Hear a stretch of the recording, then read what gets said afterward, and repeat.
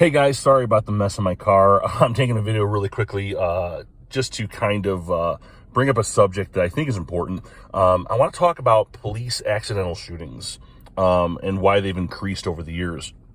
And again, I'm coming from, my car is really dirty. I apologize. I'm coming from a place now that I've been doing this job now 21 years. I've been doing this for a while. I'm getting older. I'm seeing the younger guys coming in. And I want to just put a disclaimer that I will never tell a police officer what to do with their weapon or how to handle, situations. I mean, if you got to pull out your gun for everything, that's fine. I think there's accidental shootings because we access our guns more now than we ever have before. Now, let me unpack that because there's a lot to talk about there. Oh, God, this car's dirty. Basically, the way I look at it is this. Many years ago, I worked for a security group. It was all law enforcement. The gentleman that ran it was retired law enforcement from a major metropolitan city. And he was in the 60s when he was a cop. And obviously in the 60s, it's a lot different than it is today. Mental health is a lot different back then. Drugs are more of an issue now. So I get that he's in a different space and time, but he made a really good point, and this was like back in 2008, okay? He made a really, really good point to me that he was talking about when he was trained in the academy, his instructors told him that his gun was an ornament. It was a Christmas ornament. It was supposed to hang on his belt unless he absolutely needed it. All right. They were never taught to pull out their guns unless there was something that they had to pull it out for.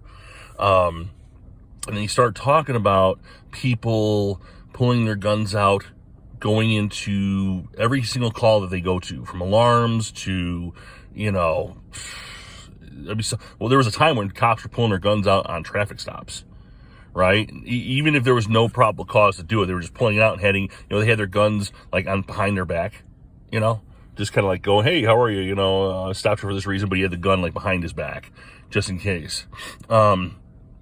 And that was looked down upon. I remember there was some lawsuits on that. There was a major city doing that too, and people were pissed off about it. But I'm noticing more, there was that one situation, what was it, not in Wisconsin, was it Missouri or Minnesota, whatever, Missouri, where the lady thought she had the taser, she had her gun, she shot the guy. I'm sorry, I forgot the name of that one already. There's been so many. We had that one, but my favorite one was the lady was going into a house. They weren't sure if there was somebody in the house. She had her gun out. It was a body camera footage. She had her gun out in front of her.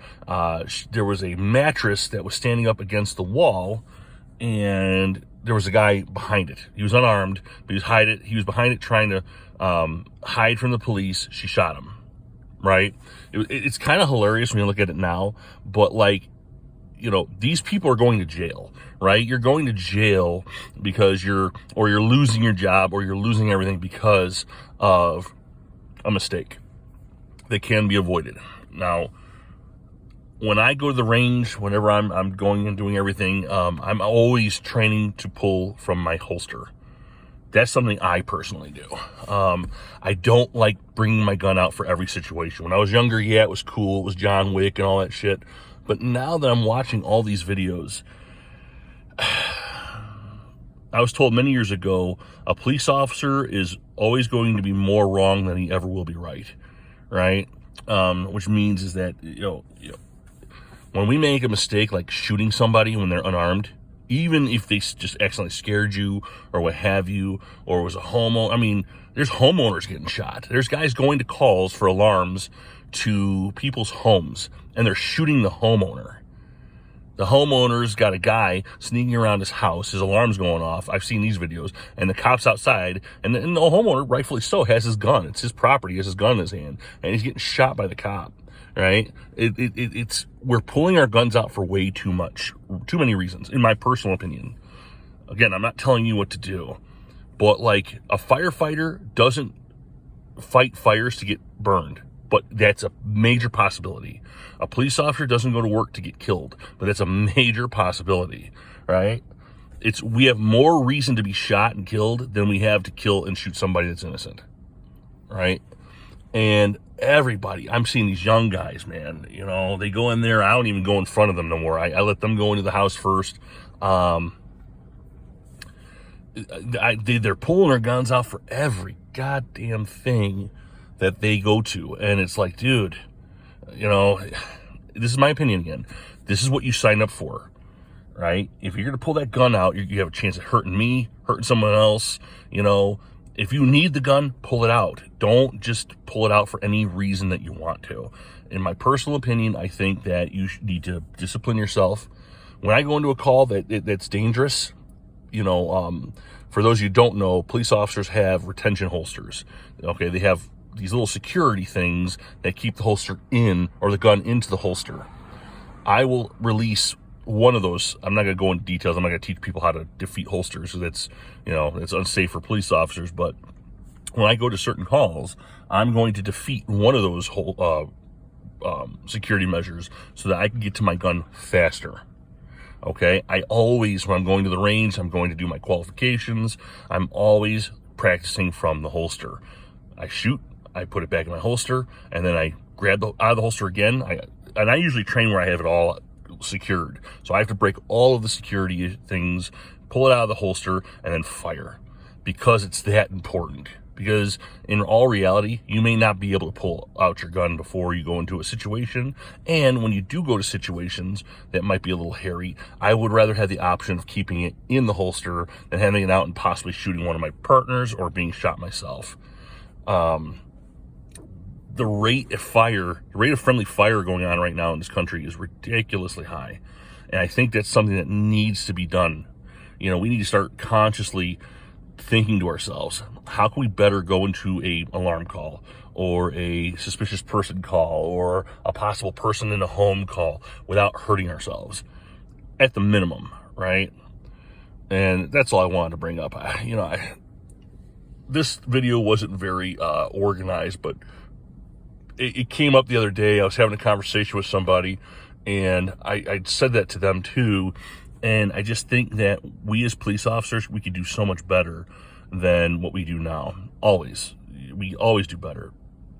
There's never a reason not to better ourselves and get stronger and better shooting range. You know, we should be going to the range all the time. If you have an opportunity to go, always go. You know, if you could practice with your holster, practice with your holster. I don't want to see people go to jail. I don't want to go to jail for something stupid like that. And of course, I don't want to see anybody get killed. But remember, you pull that gun out, you are literally taking the most dangerous tool in your tool belt, and you're putting it into play. It can be taken from you. It can be used against you. You can accidentally use it against somebody else. You could shoot the wrong person. I'm not preaching to you do what you have. You do what you want to do. If you want to pull your gun out for every scenario, do it. But every scenario has a consequence, right? Good, bad, or otherwise. And it's just waiting for you. And I just think we need to think better, you know? It just going for the gun every time, it always seems very definitive. Like, that's our only option. I'll be the first one to grab the taser, you know, sometimes if we're going to a really crazy call, you know, I'll have the taser, my partner will have the gun, you know, vice versa. You know, I try to think of other ways. Many years, my department gives us riot shields. We have ballistic and riot shields. The riot shields are just plastic. I use those for knife calls. I'll bring a plastic shield for a person with a knife. Why not? Why pull the gun out first and shoot the person when I can just bash them into their face with a shield, knocking them down, and then we can grab the goddamn knife from them, right? There's other options out there that we could do besides going for the gun, right? The gun, to me, it's so villainized when it shouldn't be. But 90% of the time, it's not villainized because people get shot. It's villainized because it's either misused, or it's accidentally discharged, or anything but normal use, right? And that could be prevented. and we need to start preventing it. So please be safe out there, guys. If you have any comments on this, please let me know what you feel. Again, this is my opinion. It's completely an opinion. I am not asking you to change anything that you do. I just think that I'm hearing from an older guy when I was working, and the way he looked at things, it just opened my eyes to the fact that there is a lot of these shootings going on that could have been avoided. And I just wanted to share that with you and hear what you guys have to say. Have a good one, guys.